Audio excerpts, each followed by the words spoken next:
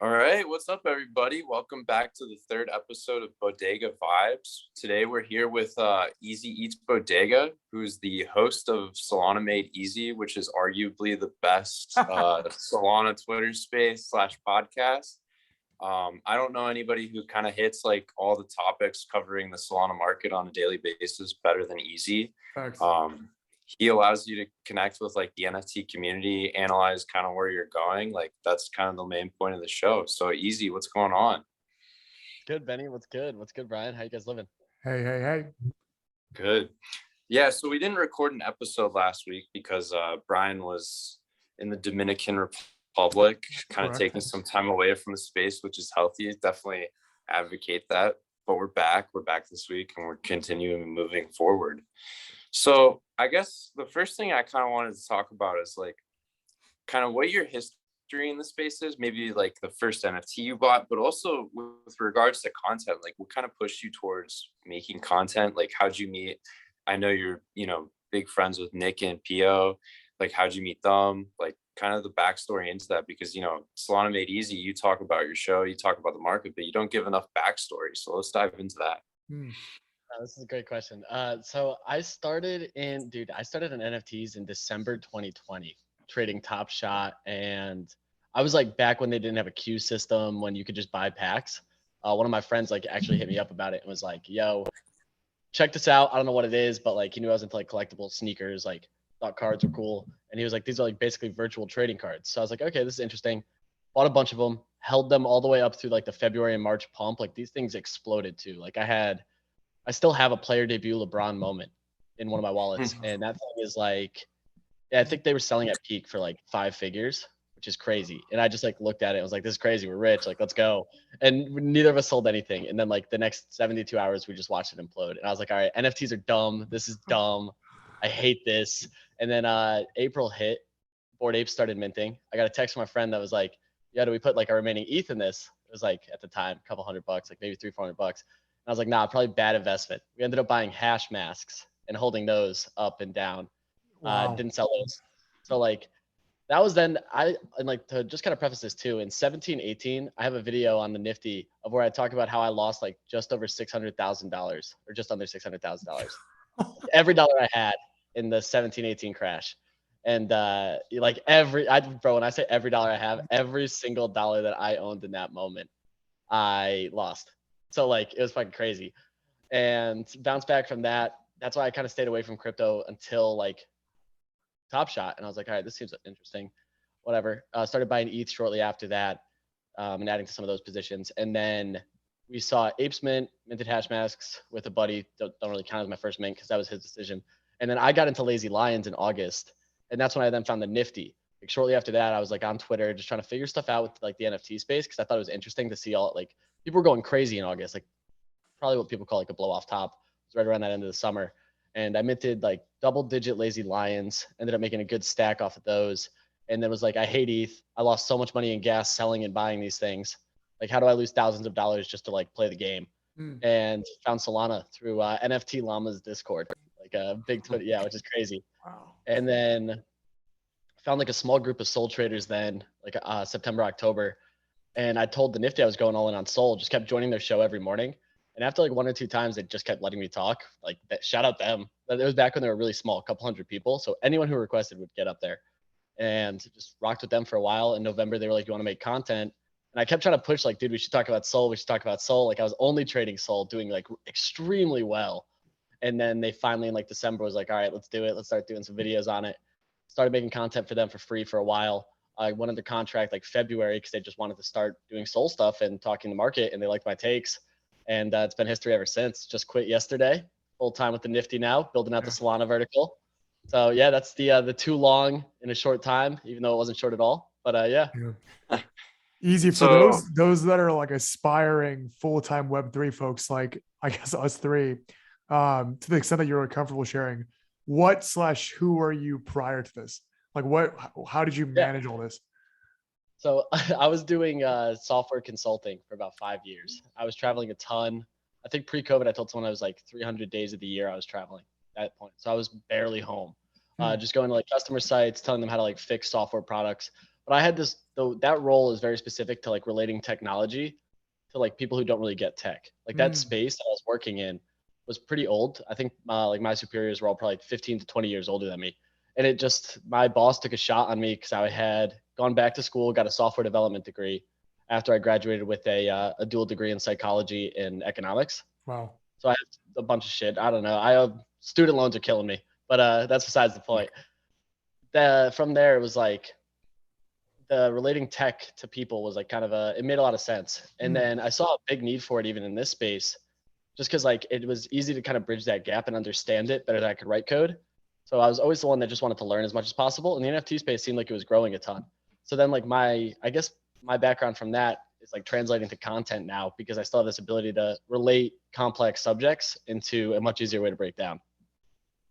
Wow. So would you say you were, so for me personally, I was a big content consumer, although I'd make content so I'm not to like dox myself, but like I had 100,000 followers on Vine when I was like in high school or whatever, which is kind of crazy. But I was always, what? Yeah, it was not good. You never told me that. No, I never told you that. Yeah, I had this cringe Vine account. I had a few go viral for like 1 million views or whatever. Like that was big back then. That was before YouTube even really popped off. I've always been obsessed with content creation in a way because I thought it was going to be the future, and also like the business dynamics of trying to engage an audience is always fascinating to me.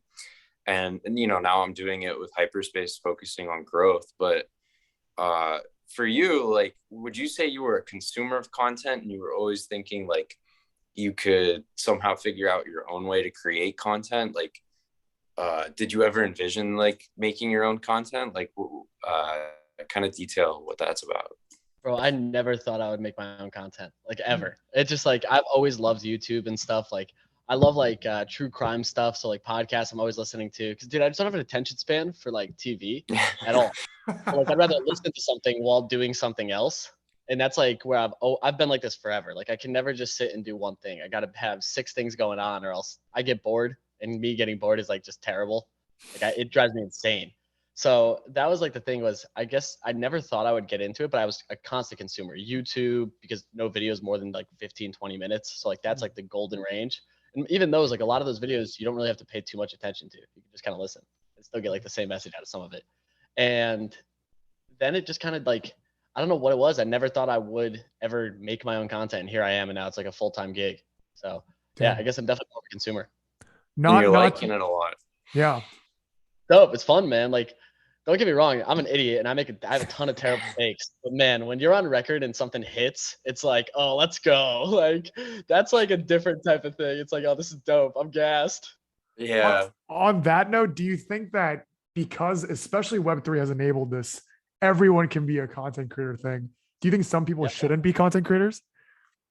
That's the tough part. I don't. I think anyone could be, and anyone should try it. Like, there's different forms of content is the thing. You know what I mean? Like video might not be for you, but I bet your ass you could probably write significantly better than I can. Like, dude, I spell shit wrong 24/7. Like, I'm so bad at it. Like, I'm just going so quick. I don't even care. I'm pressing send regardless. What did you do the other day? That was really funny. You corrected yourself, I think. Yeah, dude, I had a tweet about like, I think it was crash faces or something. Oh, face, co-tweeting. Code tweeting, yeah, it's a face of a project, and I put a V instead of a C because they're right next to each other. And I was like, wow, the one tweet that I just absolutely slaughter, and I just trip over myself. That's why you gotta get Twitter blue so you can undo those tweets. Yeah. I didn't notice for like 25 minutes.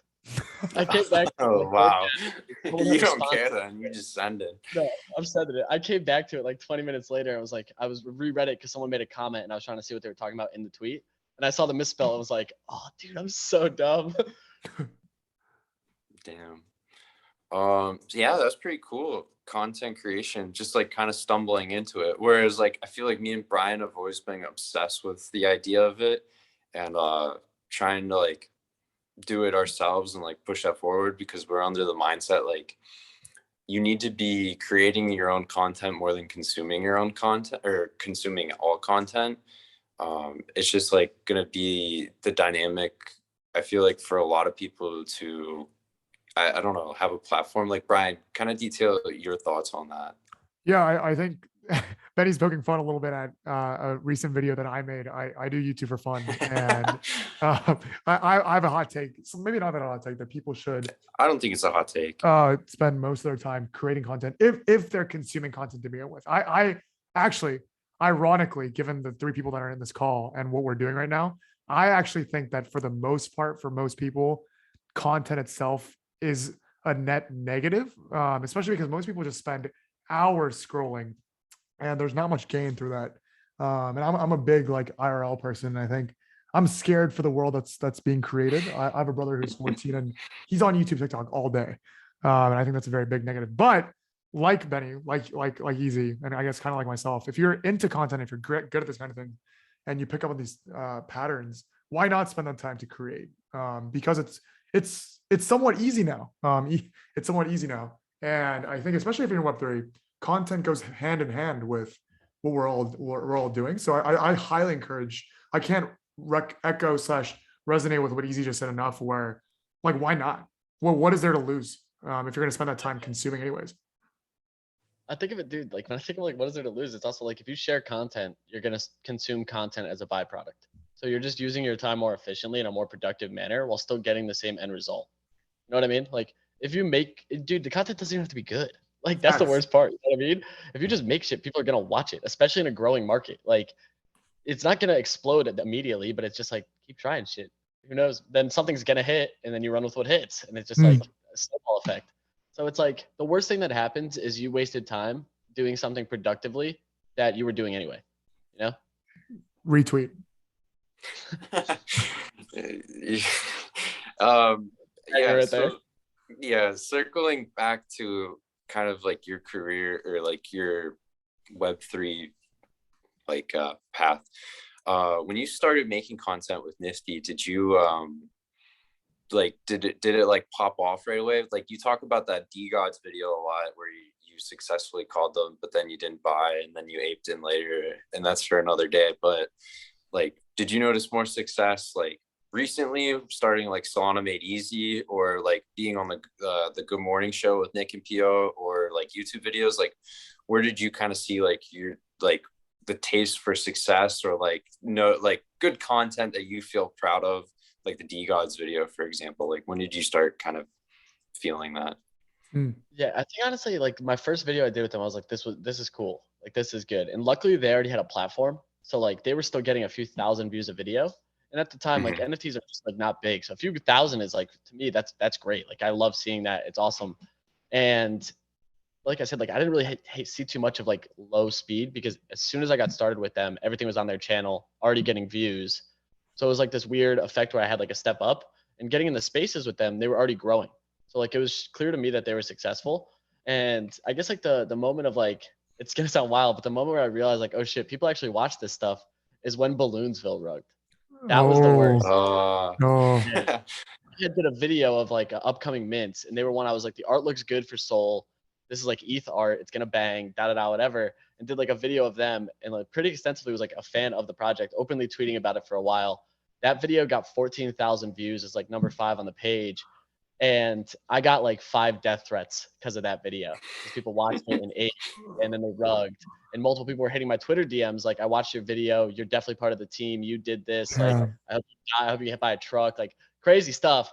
And that was when it like clicked for me. And it's like pretty dark that I'm like, that's the moment. But I was like, oh shit, like people that don't respond to me or don't acknowledge me every day consume a lot of this, because like people only come out in the worst moments, like when you're losing money, when stuff's going bad. People don't compliment you in like, it's like Yelp reviews, bro. You look, the bad ones are the ones you write. You don't go there and be like, I love this, you know? So that was the moment I realized like a lot more people consume this than even I'm aware of or like rationalize. Easy. Sorry to keep coming out with hard questions, but These that's are awesome. I've never really considered a lot of this stuff, but like even that thought just, I've never thought about that question. Like when did it click? Like that's such a good question. this is something that's been on my mind a lot recently. And Benny and I think kind of talked about it, where clearly not just the space, but people in general react to negative things. And I think people actively look for drama. This is let's be open here, a drama filled space. It involves people, it involves money, which are two very essential aspects of drama. Do you think that not saying you do this per se, but we have a natural tendency to seek this drama in the space / create drama out of thin air. And two, let's say in an impossible utopia, there was no drama. Do you think that there's still opportunities for content in Web3? Oh, for sure. Like you got to look at like crypto coins and stuff. Like I think the drama really comes from like JPEGs and a personality attached to every single picture. And like at the end of the day, like drama does sell. Like when stuff rugs, it gets the most views because you get a lot of people who traditionally will watch something want to know what's going on. So that's any market though. Like even in coins, I think of like the coin YouTubers though, it's a lot more charting and trading focused and like news focused, where it's not that much direct people to people drama. It's like market drama, which is any news cycle. It's any like macro market. That's what moves it. I think because we have these pictures as our faces and we put voices to them on Twitter Spaces, that drama is intensified because now you're anon behind the desk in a computer. You don't have a camera on. You can say whatever the hell you want and type whatever you want. And the only thing I can see is your ties to a community. So that's where like you have like when projects start beef and it's like, what's the best project? And everyone's going at it. Like we saw that DAA make a thread about Kets being a slow rug. And the Kets went crazy and were like attacking DGen apes. Like that's the type of drama that I think happens because we're trading JPEGs and it's like almost intensified here because it's like there's visuals to it. I agree with that. I've never really thought about like, is drama intensified in this market? Like I'm thinking of like Nate Rivers, for example. He's the perfect example. You know, he's a big representative of OK Bears. I saw him going after like Liberty Square, probably some other projects, like who knows. You remember Beanie from the ETH side of things? Do you know who Beanie is on ETH? Yeah, so that's another one. People associated that person to all that stuff. The Vagabond guy or Zagabond, whatever it was, from Mizuki. Another example, like you can at somebody. You can directly go at them, which increases drama. Like when like, dude, if you message LG and tell them to pound sand or Google and like complain about their search engine, there's a way less chance that they respond. You know what I mean? Like there's a way less chance that a situation occurs that's like polarizing. Whereas with individuals, there's a lot more of it. That's a crazy sociological thing to think about, that for the first time ever, there are individuals attributed to corporations, essentially. Like obviously me and Benny aren't that relevant, but if you're mad at hyperspace and if you're someone involved in space, you know that Cam.Soul, Brian Junn, Benny threads are there. And for whatever reason, even if they're not directly responsible, if I were them, I would get mad at Brian Junn, Benny threads, and Cam.Soul because those are the people I can point fingers to. Frank gets attacked. Exactly. It's like you're the face to the project. If you're just a project page, it's now like a corporation. I've been talking a lot about like the face to a project and how there's value and downside to it. The value though is people relate to you. The negative is people relate to you. You know what I mean? Damn. I feel like there might be more downsides than upsides in these kind of situations. Just because you both. I feel like from my perspective, there's like people just have too high of expectations, right? So like I feel like that's part of the reason why Frank may have remained like, you know, semi docs, like semi anon to an extent, you know. I got a counter argument. Elon Musk and Tesla. That's true. That's a one-on-one. Bezos Amazon. Yeah. And it goes so yeah, that's fair. So if you're gonna make it, you need to be kind of on that level, you know, be that personality, be like a voice of a platform. Like those are the people who have made it so far, whether it's Frank, Pablo, like there are many others. Yeah, but even like I look at it one step further too. The benefit of like a Pablo and a Frank is very voice doxed. Pablo's not. So then you have Sneaky and Simon, who are like the known people behind Kets. But now there's this layer of separation. If anything negative happened to Kets, they are not going to get thrown under the bus directly. They're going to get added for a while, but they know that they're not the core person that's like here. You know what I mean? So there's this weird separation there too, where this Anon piece and this JPEG thing also adds another layer where you still get the same intrinsic value, but like, yeah, it's like the psychological aspect of it is like nuts when you like, I try to break it down and think about it a lot. Do you think that went into the OK Bears FUD at all this week?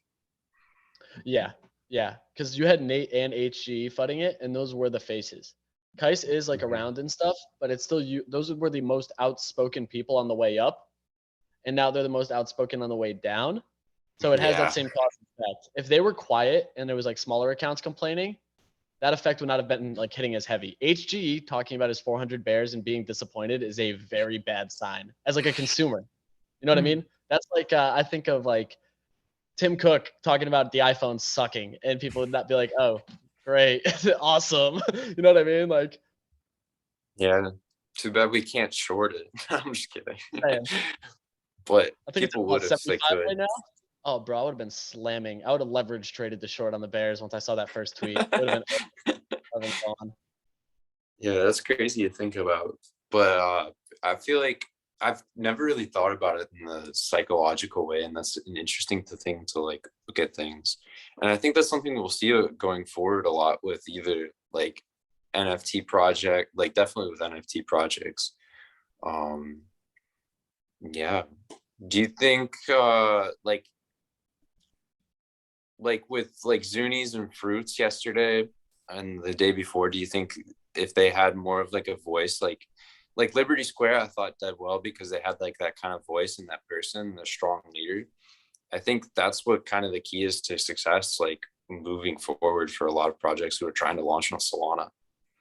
Yeah. I mean, people want something that they relate to, and they also want a cop out. They want a scapegoat to attack when stuff's going down. Like, sad reality of it. I think Fruits definitely could have used something. Same with Zunies. I think both like kind of lacked in some of the marketing effort. Liberty did a great job. They know like completely organic. I hate that people said like the Frank tweet sold it out because I don't agree. Like my No, money's I that don't agree either. selling out regardless. Like there was enough hype. It would have just been slower, which like sure. But I think as soon as it sold out, it would have had similar price action to how it did. Um, it's also like the other thing I think about a lot too is like the social sentiment of like when you talk about that public leader, that public face, people when they change their PFP is such a bullish sign for me. And I circle back to like even Liberty, like you see a bunch of those PFPs, and when Nate made those comments, it's just an army of those PFPs going at you. Like that's a good sign for a project, as crazy as it sounds, because it shows that they believe in the person and not the comments. And like I think about it a lot from Frank's perspective too, because he responds to like every DGOT. And that's a huge value add. Like when you're engaging with that community, they feel even more attached to it. And that's where that like brand development and personality comes into play. Yeah, it's dude, there's so many interesting things to think about. I think Liberty crushed that. I think Fruits could have done better if they had a face. Like, dude, if they had a guy named Lemon pull up to spaces and talk, I've been sold. I'd be like, hey, Lemon's a man. Let's go. You know what I mean? Yeah, that could that could have done way better. You're right. If you had a man named Lemon or If Orange Lemon or pulled like just some Yeah. fruit. It would have been even funnier if the guy was named Lemon and didn't use a lemon PFP. Like and just like Yeah. trolled himself. Like, there's ways that it could have been absolutely hilarious. And just like everyone would have loved it. Everyone would have loved it. That just kind of shows how like degen the Solana NFT ecosystem is that how that would do better. Like But I love it though. Like that's awesome marketing. I almost think in a way that it's yes, it's degen, but I think it's very innately human nature for you to want Yes. people to attribute these things to. At the end of the day, what We are tribal. We exactly? like people that we relate to. We like to make noises and yell. Like it's just who we are. Because at the end of the day, like DGods, it's a project. It's an accumulation of an online Twitter presence. But because there's Frank behind it, you have a person that's directly responsible for things that you can blame, that you can you can respond to. It makes it that much personable. When in reality, Frank is also a persona. Yeah, like we have met Frank in person in some level, but like Frank plays Frank online, and people are interacting with that Frank, and that Frank is inevitably a tie to DGods. That's a crazy thing to think about. Yeah. Yeah. It's something I think about a lot. And like, because dude, this is like, there's another layer. And like, obviously I trade a lot. Like that's like what most people in the space know me for. And a lot of that comes down to like the psychology of it. Cause it's a very illiquid market. So psychology plays into it a lot more. Like I think of mental numbers on crypto and equities, but there's so much volume there. And like, it's completely liquid that the thing is, when I think about like illiquid markets, you got to kind of figure out how do people's perceptions of stuff, like where they want to exit and how they feel about something, which is why I think about like the PFP thing and the face to a project, because like it's just relatable. I think that's what we'll see going forward is the relatability of the space. But let's move on from that. I just wanted to ask, like, so now that you've, successfully quit your Web2 job, like, what's kind of on the radar for you in terms of content? Like, what are you looking to do in a few weeks when move, you get situated and whatnot? Like, it's going to take an adjustment, but what's kind of like, you're going to continue with the Solana Made Easy show, but what are you kind of ramping up in terms of like what you're doing? Yeah, there's gonna be a lot But more. actually, hold on. First, I want to know is how did you balance actually content creation? Yes. That's actually more impressive to me because you do a show daily, you do other forms of content, like you're pretty much producing at least another piece of content daily as well. Tweet all day. AMA, tweet all day. So how are you balancing your job or your Web2 job and content creation? Easy, do you have friends in real life? Like blink twice if you need he help. does, dude. He hoops. He hoops. Yeah. He shows me. Dude, yeah. I do a bunch of stuff still, but it's like you have your phone, bro. It's like you're plugged in it all the time. You know what I mean? Like for me, it was just like I'm constantly looking at it, constantly doing something on it. Because like I said it too, I don't like to be bored. I like to be productive. I like to be busy. So I want to be moving. I need to be doing something. So it was like I'd be watching TV, tweeting, watching TV, have a headphone in, listening to a Twitter space or like responding. And a lot of that stuff, like you can keep a level of effort in and kind of manage both. But then like the work thing too, like I've been working here for 5 years, so I ended up getting like decent job security. I've done great, like have a very good relationship to like everyone I work with. So personal time was something that they were really emphasizing. So I was like, all right, if they're gonna keep emphasizing this over the last like 2 years, I'm gonna run with it. Like screw it. So I started blocking off stuff in my calendar to like do like the Twitter stuff and like make sure I could record the stuff, do the spaces. And if you notice, there was like maybe week 2, the space started like a half hour late 2 days because I had to take a call for work and I just couldn't move it. So like that's the only time it really interfered. But a lot of it, dude, is just like my need to be busy. So like I'm probably 14-hour days and just being in front of my computer. I have one monitor that's like my personal Mac and like my Web3 stuff at all times. And then my other monitor and a laptop open was like my 9 to 5 monitor that I would just do that stuff and like have it up looking at like 50% of the time, just like both simultaneously and just try to optimize time. That's kind of the dream. You were living like, you got that side income, aka Web2. No, I'm just kidding. Web3 is the side gig, but now it's the full-time gig. So back to my original question is what's on the radar? Yeah, dude. So there's going to be a lot more content. That's the thing. Like I want to do a lot more video content on Twitter so that it's more like relatable, just really kind of market specific stuff. I was like messing around with a bunch of the shit posters that like 1 week where everyone was shit posting, and I was like, "This isn't." Yeah, I was like, "I'm good on this." Yeah, I was like, "I'm all set. This isn't what I want to do." So back to my market posts, and they've like that's what I enjoy. It's like I just use it like what I'd normally write down almost. So I'm gonna be ramping that up, looking at the market a lot more. I want to get more of like the trading challenges that I started on, like that 10 sold challenge, better documented and like driven, and just more consistent updates on that. Now that I'll actually have time to like constantly watch markets. I want to do more like news stuff too. Like I think there's a massive need for like a weekly recap in the space and consistency, like making sure these things drop the same time at the same place every day, at the same like flow, because we're creatures of habit. So like the space is the same time every day. People now have alarms set for that. They have blocks in their calendar for that, knowing that consistency is showing up. And the same can go for tweets and like other YouTube content. I'm going to be making my own YouTube under the Nifty like umbrella. So we'll be growing that. That's only Solana focused and daily Sol videos. But then just expanding it. I think you and me talked, Benny, a little bit about like TikTok and other forms of short form content. And I think there's a big need for it. So like, that's the interesting thing. Like this type of content is still growing and this market's still growing. So I think there's a lot of market share to capture. Yeah, for sure. I think it's probably important to try to throw darts at all 3 platforms, Twitter, YouTube, and TikTok. One thing I'm curious about is you mentioned making more videos on Twitter. What are your thoughts? Because they typically, in terms of like viewership, it underperforms by like 10x, I'd say. Like Twitter videos will have like 30, 50 people, whereas like Spaces 300, 500. What's kind of your thought process on that? Like, why doesn't it A, translate as well? And B, what can you do to try to encourage people to like check out you in like video format compared to just listening? Yeah, so I think the video format is making that where it can also be primarily audio, because people will listen to it, and understanding quickly that they don't have to be watching something. The thing with Twitter too is it's so short form. It's 140, 280 characters, whatever the number is, and that's it. So you have a very small window to capture attention, and a video that's a minute long has to really hit to do well, or like it won't get picked up. People won't interact with it. People scroll right by it, and it kind of fades. That's a tough thing with it. But I think if you replicate that on other forms, like YouTube Shorts is a great example of how to keep short form content with Twitter videos and just spreading that to every platform you have. Like we use Restream for the nifty YouTube stuff, and that way we can stream live on Twitter and hit the YouTube like directly. So that's there's a bunch of other tools though, but that's like the way I think of it is if, like you said, if you can hit everything at once, you'll capture different eyes in different places. Like I think we average 400 to 500 live viewers on YouTube, and then on the Twitters we'll get like 100 total.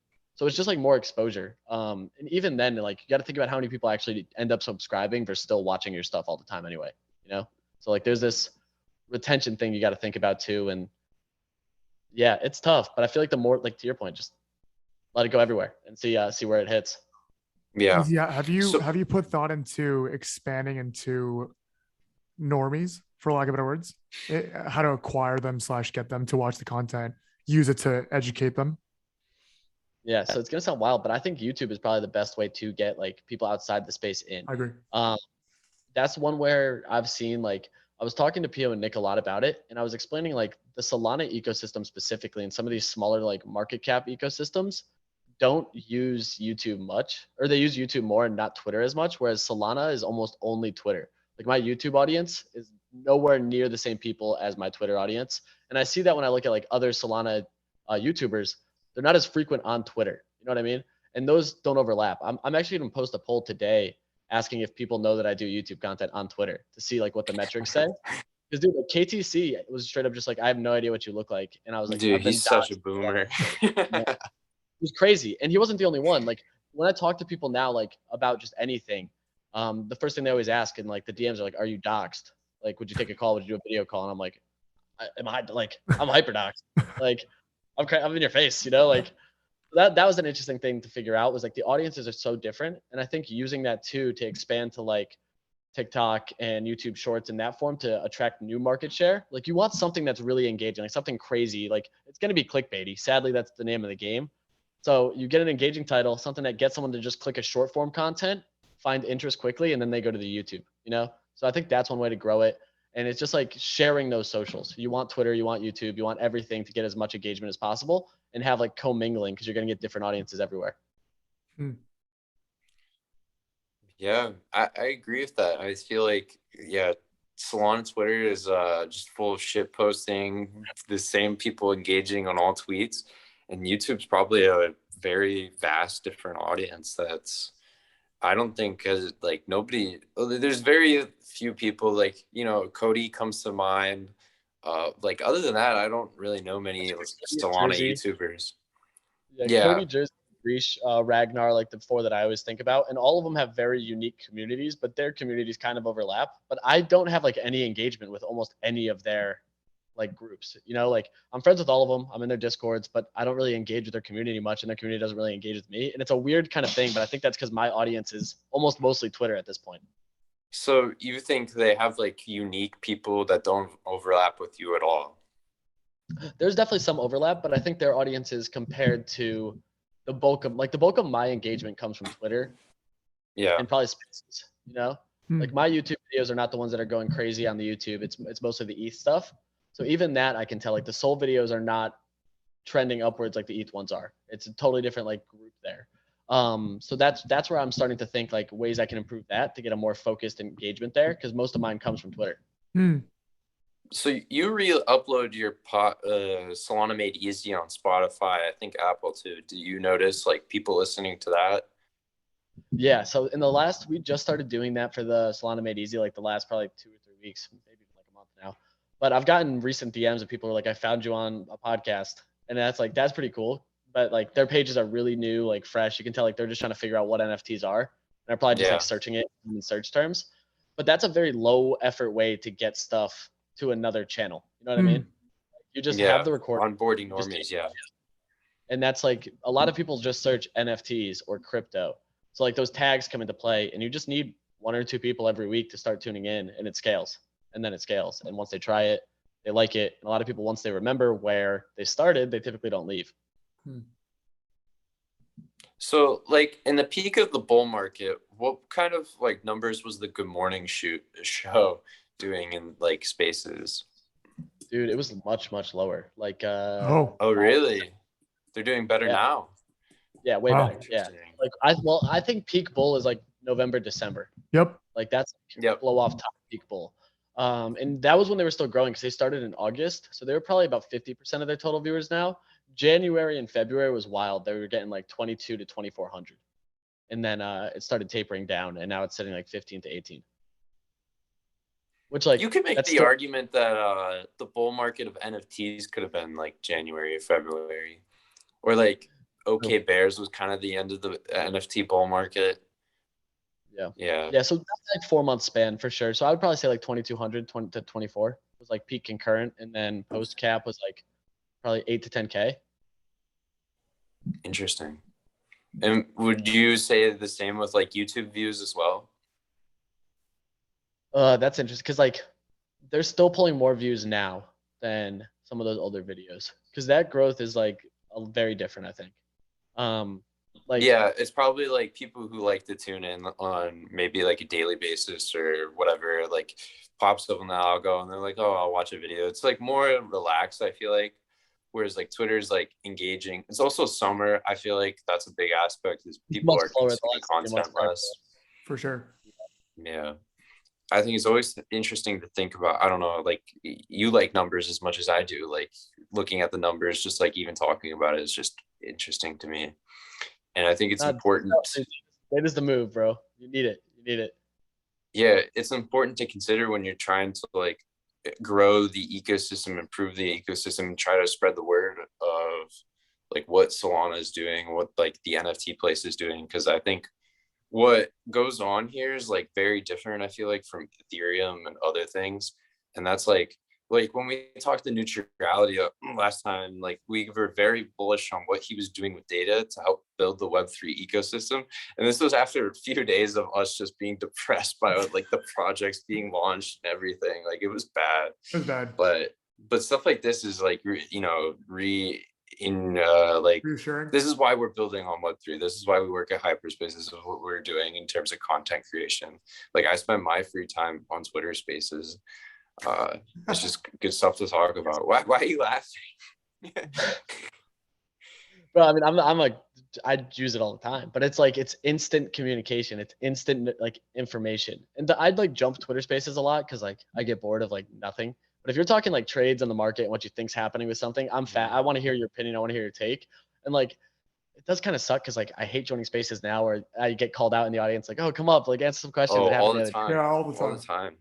Yeah, dude. And sometimes I just want to listen. Like I just want an organic opinion without me saying something and having you either like agree or not have a differing opinion on it because you don't want me to like not respond or something. Like I'd rather just listen and have you guys talk so I can just hear what's going on. Like, you know? Yeah, the request button's there for a reason. Dude, if I want to speak, I want to speak. Yeah. It's like rare situations where like if we're talking about a topic and you're like the founder of something, for me to be like request. If you don't want to, then you at least have the option, you know? But like, dude, I like new opinions. I like new faces.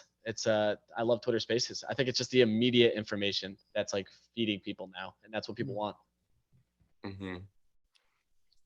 So who would you say like kind of, so you may have like competitors or people you collaborate with, who kind of does content the best in like either the Solana ecosystem or like the Ethereum ecosystem? Like who are some of the best content creators you feel like? I mean, I'm biased. The Nifty is hands down the best. Yeah. Well, obviously that was, top of the tier. Gotta fire. But I feel like someday there will be NFT YouTubers who will have like 1 million subscribers. Oh, 100%. It's already happening. Like there's people like Kosher Plug and like Brett Way who are like entirely YouTube. On like I have no idea who no idea these who people are. Never heard of them. Never heard of them. Kosher Plug is one who's just been around for a while.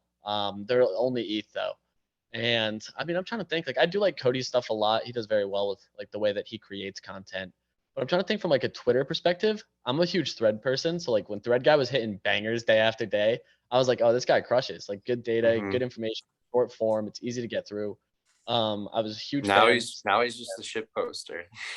He's funny as hell, bro. I love Thread guy. He's been talking about making a comeback to more threads, which I'm hopeful for. There's Who a else? lot of good people who write threads on Twitter. I know a few too. Yeah. But Dude, go but ahead. to Easy's earlier point, though, I think having a Twitter presence and having a YouTube presence is two very different things, especially when they show their face now and it's no longer that PFP and you're not hiding behind that blue check mark or 40,000, whatever. Like in some ways, Easy's obviously cool and a great face to talk with, but like others, I don't know if I want to see them on YouTube. Like I don't want to ruin my perception of a soul blank or whatever.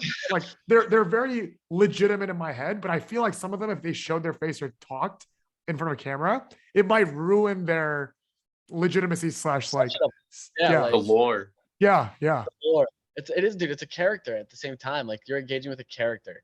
And I think I did a great choice. Like being selfish here, having a cute little dog as my profile picture. People tell me I'm like 5'4" and approachable. And then they meet me and that's like swear a lot and I'm an idiot and like a degenerate. And it's just like polar opposites. So it's like kind of funny when you think about it from that perspective. And like the people who have faces though, it's like, it's almost easier because you know exactly who it is. And they don't have that like, you don't have a change in perception. But I think you're right. Like that Twitter perspective is totally different than YouTube. I didn't even think about that. Huh. Yeah, it's one of those things that it's almost like you never want to meet your heroes or whatever. Like I'm just scared that there's these people that are so well spoken or so degenerate. Like I just imagine like Shilling Bill and turn his camera on. It's like a super nice looking dude, like that's like very approachable. Like just that level of twist would ruin my like enjoyment of this space, especially if they're granted, I would assume, especially in my very limited time on the internet, like typically people are matching. It's very hard to play 100% of a persona. Like when I met Frank in real life, he wasn't a white dude with a beard, but like it felt like it was Frank. Easy feels like Easy, Benny feels like Benny. But I would assume there's some that you're just like, dang, like I wish he or she didn't show their face or talked in real life. There's 100%. Like you said it perfectly. You don't want to meet your heroes. Like no. when you love someone on the internet that's a PFP and you've never heard their voice, and all of a sudden like they pull up and it's not the voice you had in your head. Yes. Ruins it. Like then you have that voice stuck every time. You're sitting there thinking about it and it's game over. Exactly. And it just brings up like I'm not gonna get political or deep at all, but Twitter allows you to detach like who they are from what they're talking about. Obviously people have personalities and histories, but it allows you to have somewhat of a more objective view and decipher through things that would matter more in real life. And in some ways, I don't want to ruin that for myself. I think that's kind of the thing with age, with whatever you want to attribute. No, yeah, I completely agree. That's why you rock your own profile picture. Which I'm too doxxed. I have no privacy. There's a value in that's the other thing that people forget about. Like people know who you are right away. And it also feels like, I think there's an edge of that too, where like, sure, people will still come at you, but now they see a face to something instead of just like a logo. I agree. You know what I mean? Like they know you're human, and that's like a hard thing for some people to get past. Straight up. There's nobody who really does that, to be honest. Like, do you know people who like who have their own profile picture? Like, I don't know anybody. I mean, Amy does it. That's one I think. Like, yeah. With that, obviously Brian does it. It's clearly that. I'm trying to think here. Well, the tough part is like I think Pio and Nick are like too, because they do have like pictures of themselves on the timeline constantly. People know in like their videos, so that's very in your face. But no, it's kind of tough. I think the other thing, like that's part of the space though, is like you have a JPEG, you know, like that's your identity. Mm-hmm. So to kind of like close the podcast up, I would want to ask you like, who have you found for inspiration for content, whether that be in like NFTs or like outside of Web3? I know we talked Mr. Beast before and like the data science that goes into kind of his like videos, but I want more answers than like Mr. Beast because that's an easy one. Yeah, that's fair. I'm trying to think. So like YouTube wise, so there's this guy called End of Sentence. He does like jail stories and like hip hop crime and like breaks it down. He served time. And it's not I've never been to jail. Like, I've never been arrested, you know, like I can't relate to any of this, but I'm fascinated by the way that he talks and breaks something down in a way that I can understand it very well. And it's like that's probably one that I'm like, this is sweet. I watched one video and was immediately hooked. So I've been trying to figure out how people like that do that. I love basketball content, like YouTube basketball content. So like Devontae Friga is a big person that I love watching because like the videos are awesome. K Showtime's a Toronto-based basketball player who's like just very toxic, and that's the drama sells. Like you watch some of it and you enjoy it. But like those things where they in the videos they do a good job making you realize that they're human and also have an opinion and are like doing whatever they're doing in said video. But it's like they bring this human element, like relatability, that like I think is very valuable. So kind of like combining experiences as well as knowledge. And that's kind of like the key to either YouTube content or like Twitter Spaces, right? 100%. Like I think that's exactly what it is. It's like in all these things, if you can relate to somebody, you feel more attached to them, and there's that like intrinsic value from it. Yeah, 100%. So I know there was a space earlier. This is last thing, like growth hacking. Do you feel like kind of that also translates, like if you want to be like a Twitter presence or a YouTube presence, like is that the way to go? I think there's a start to it. You almost want to get some layer under you because it's hard to launch something when you have 4 followers. You know, there's like a psychological factor when you see a page with 10K that makes you a little bit quicker to hit follow. You don't have to prove immediate value as fast. So some of that growth hacking, kind of ignite what's next, can be helpful. But too much of it can also be a negative. There's like a happy medium for sure. It's like anything with balance. But I think you need something. Like you need a few people to want to watch your stuff before you launch something to watch, or else no one's gonna watch it anyway. And then you have this like negative perception of it because no one was watching the early stuff, and the likelihood for it to get picked up is slow. So shit posting into threads and the content you want, that's the way to go at the moment. It's a happy medium though. It's like you should be shit posting and providing informational talent, or create content that's valuable with a shit post. You know what I mean? Like you can make a good message with a garbage tweet. Yeah. I would say the person who I've seen do that is that guy named Justin Ape. He kind of rose like very well recently, and he has like 15K followers, and he just posts good content, I'd say, both informational and shit posting. So respect to him. I hope he watches. His memes are informational as hell, which is awesome. Like that's the funniest part. And yeah, Justin's the man. Cool. Brian, do you have any closing thoughts? No, it's honestly been a blast. It's very meta for us to talk about content within content. I'm super excited. No, seriously, and I think we touched on a lot of psychological, sociological things that I've thought about a lot, just as an unnecessarily liberal arts deep person. So super good conversation, and I hope it continues. That was dope. Yeah. Thanks for having me. Seriously. Yeah, anytime. All right, bye, bros. All right, later. See you next week. Bye.